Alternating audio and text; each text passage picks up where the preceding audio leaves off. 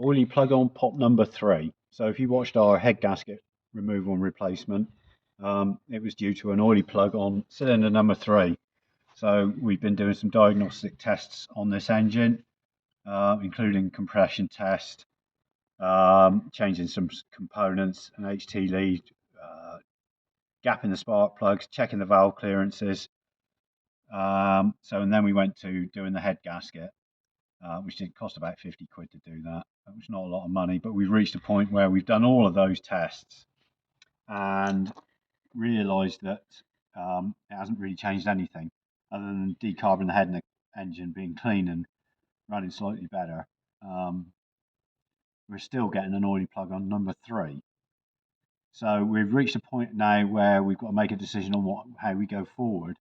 And at the moment, the next diagnostic test you would do if you were taking this to a garage or you had the equipment is what they call a leak down test. So you get an adapter for your cylinder spark plug aperture on number 3, screw it in, attach your compressed air line to it, and pump it up to between 80 psi and 100 psi.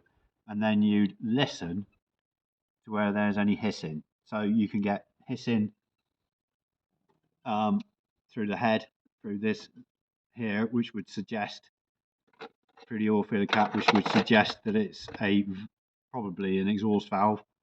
You can get hissing further down in the sump through the dipstick, and that would suggest compression rings.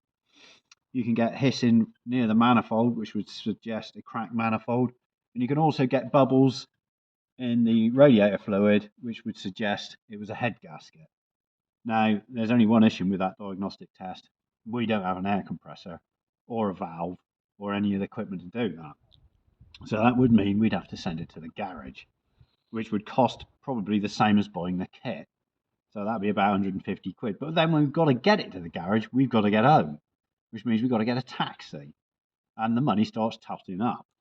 And after you've paid for your diagnostic test, what are you going to do with that information? If he comes back and says it's just a burnt valve, do I then bring the car back and do that myself? Or do I get him to do it? And up it goes. And we've noticed that the clutch bearing is worn, so we need a new clutch bearing.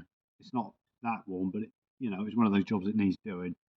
And the compression readings from this engine also are suggesting that this engine's reaching its point of being tired. Not just tired, very tired. So we're going to have to decide what we're going to do. Do we strip the engine out and rebuild it? Do we rebuild it in the car? Or do we just give up and buy a new blunt or a short block or a turnkey engine? So we're going to have to do some totting up of figures and see what's best for us and how easy it is for us to change the engine or do a short block conversion or get somebody else to do it. But even if we change our minds and take this engine out, we'd rebuild this engine anyway in the meantime and maybe replace it with a different engine. We don't know yet. So we'll have to wait and see. And there we go.